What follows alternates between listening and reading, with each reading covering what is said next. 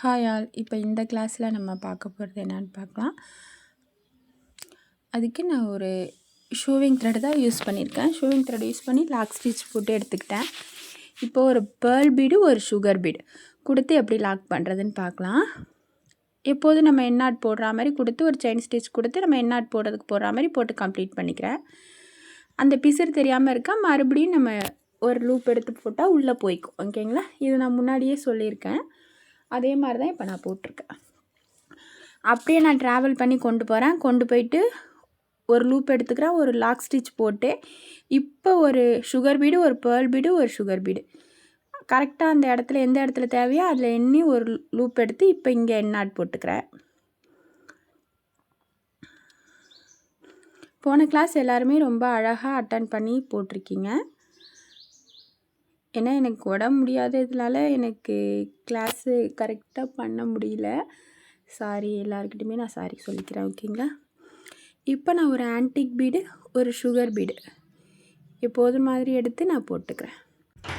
இது எப்படி கொடுக்கணுன்னா, நம்ம நெக் பேட்டர்ன் கொடுக்கும்போது நம்ம ரன்னிங்காக நம்மளுக்கு வரா மாதிரி இருக்கும். அதுக்காக தான் இப்போ நான் அங்கே லாக் ஸ்டிச்லாம் போடல, அதாவது எண்ணாட் போடலை, லாக் ஸ்டிச் மட்டும் போட்டு நான் இங்கே கொண்டு வந்து ஒரு செயின் ஸ்டிச்சு ஒரு லாக் ஸ்டிச். இப்போ பாருங்கள், ஒரு செயின் ஸ்டிச் எடுத்துக்கிட்டேன், ஒரு லாக் ஸ்டிச், மறுபடியும் அப்படியே மேலே கொண்டு போகிறேன், ஒரு செயின் ஸ்டிச் அங்கே ஃபார்ம் ஆகுதா, மறுபடியும் அதை ஸ்ட்ராங் பண்ண ஒரு குட்டி லாக் ஸ்டிச். இப்போது ஒரு ஆன்டிக் பீடு ஒரு சுகர் பீடு, இப்போ ஒரு செயின் ஸ்டிச்சு ஒரு லாக் ஸ்டிச், மறுபடியும் அப்படியே கொண்டு வரேன், ஒரு செயின் ஸ்டிச்சு ஒரு லாக் ஸ்டிச்.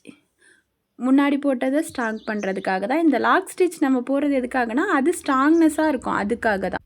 இப்போ இங்கே நான் எண்ணாட் போட்டுக்கிறேன். ஓகேங்களா? நெக்ஸ்ட் இப்போ என்ன பண்ணுறதுன்னு பார்க்கலாம்.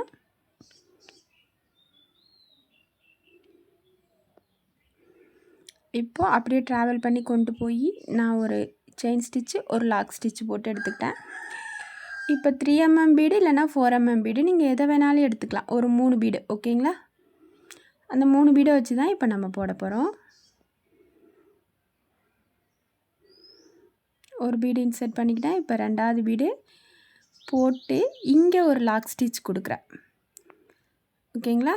அது அப்படியே ட்ராவல் பண்ணி நடுவில் கொண்டு வந்து அதுக்கு பக்கத்தில் அதை ஸ்ட்ராங் பண்ணுறதுக்கு கொண்டு போய் அப்படியே அங்கே ஒரு செயின் ஸ்டிச் கொடுத்து அந்த பீடை இன்சர்ட் பண்ணிவிட்டு இப்போ இங்கே லாஸ்ட்டில் நான் எண்ணாட் போட்டு முடிச்சுக்கிறேன். ஓகேங்களா? இந்த மாதிரி புட்டாஸ் நிறைய இடத்துல கொடுக்கும்போது ரொம்பவே சூப்பராக காட்டும். ஓகேங்களா? சிம்பிளான ப்ளவுஸாக இருந்தால் கூட இந்த மாதிரி புட்டாஸ் நிறைய இடத்துல கொடுக்கும்போது நல்லா அழகாக இருக்கும். எண்ணாட் போடுறதுக்கு பதிலாக இப்போ இதில் நான் ஒரு லூப் எடுத்துக்கிற பாருங்கள். நிறைய பேர் இப்படி கூட போடுவாங்க. ஆனால் அப்படி போட்டோம்னா நம்ம ப்ளவுஸை பரட்டி போடுறாங்கன்னு வச்சுக்கோங்க, அப்போ அது பிரிஞ்சுக்கிறதுக்காக நிறைய சான்சஸ் இருக்குது. பரட்டி போடும்போது அப்போ இந்த மாதிரி பிரிஞ்சுக்கும். நம்ம இந்த மாதிரி தனித்தனியாக கொடுக்கும்போது கொடுக்கக்கூடாது. ரொம்ப நெருக்கமான பிளேஸில் இந்த மாதிரி கொடுக்கலாம். ஓகேங்களா?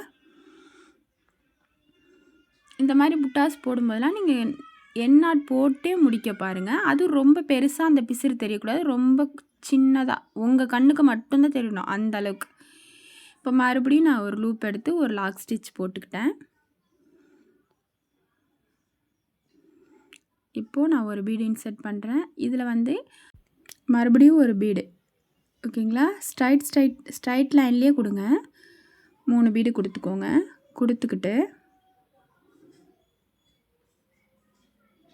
இப்போ இங்கே ஒரு லாக் ஸ்டிச் கொடுத்துக்கோங்க. கடைசியாக வரும்போது ஒரு லாக் ஸ்டிச் கொடுத்துக்கோங்க. கொடுத்துட்டு அப்படியே ட்ராவல் பண்ணி கொண்டு வாங்க.